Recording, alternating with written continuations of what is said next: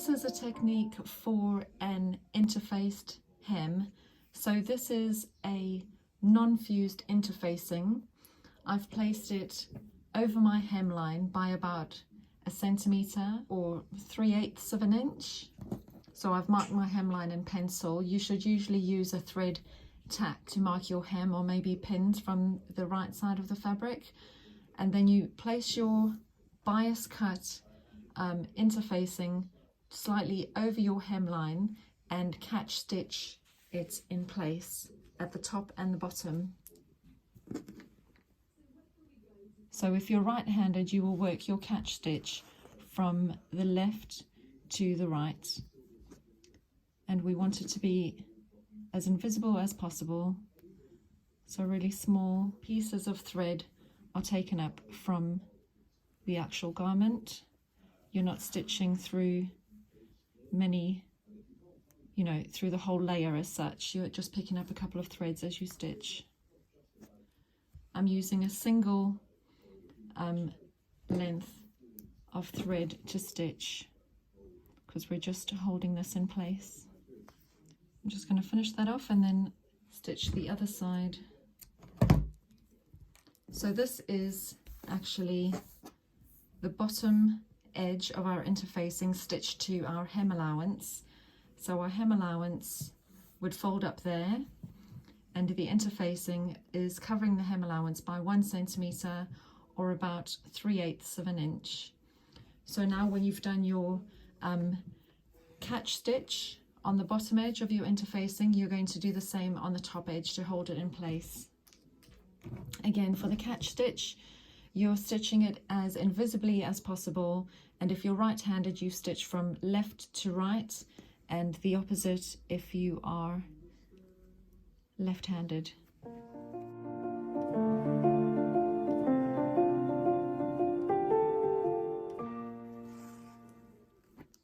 As you go through the interfacing, you don't really need to pick up any threads from the underside, which would be the garment fabric. But when you stitch the top area, you are picking up a thread from the outer fabric. I'm using a contrast thread just for demonstration purposes, but obviously use a matching thread and your stitching will be near on invisible.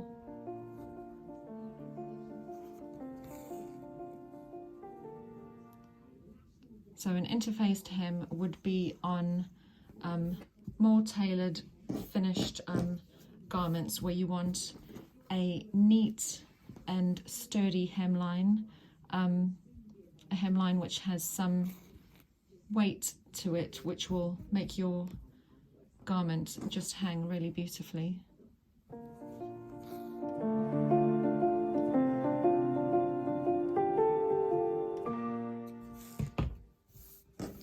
So that is my interfacing stitched to my hem.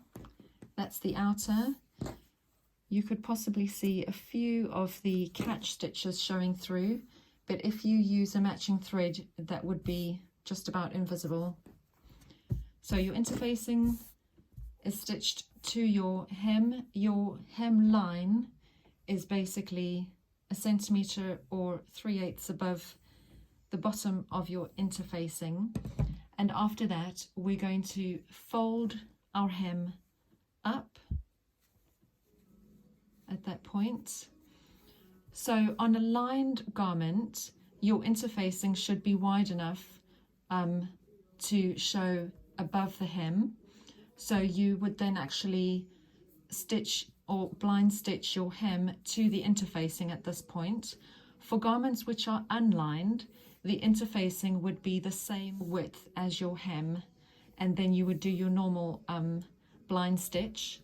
This hem edge could be finished before you finish your hem. You could either do overlocking, or you could do a bound edge to that, or you could actually just turn the edge in and stitch it. So the choice is yours really.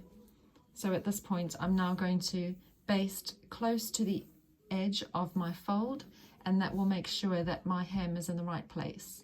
after you've done the basting, it's a great time to check that your hem is correct. So you would put the garment on whoever you're doing the hem for.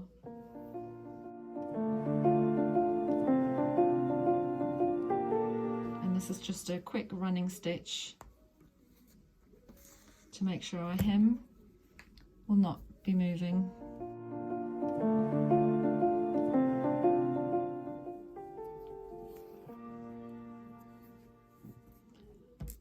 Okay, so that's what our hem is looking like at the moment from the outside. Remember, this is temporary, the basting stitch here. So at this point, you would then do a blind stitch at the top edge to secure that hem to the garment, and after that you give it a light press, but you can already see that there is a lovely roll at the bottom edge of this hem, which would really give it great structure when worn. So we would then blind stitch this in place. So for the blind stitch, you would just fold down the top edge of the hem allowance, secure your thread, and then at this point you are looking to pick up maybe 1 or 2 threads from the body side of your garment. Don't pull your thread too tight as you're stitching, because that will pull the threads from the outside and it will make it visible.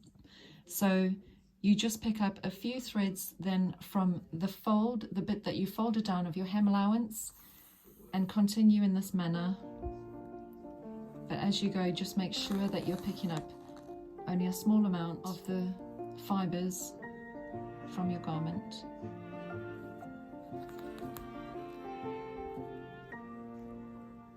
So for this stitch, your stitching would be placed about 7 millimeters apart, or about 1/4 of an inch apart. So it's quite a small, neat stitch that's quite close together. Okay, so that is how our hem is looking from, this would be the inside of the garment. You can see a few of the stitches here, but if it was a matching thread, you wouldn't see them. And on the outside, you can't see it at all. So after you give it a steam or a press from the side, do not press the very edge of your hem, because you don't really want to flatten that. You want the nice depth of the roll that you've got there. So when that is nicely pressed, you remove your basting stitch and you have a beautifully finished interfaced hem.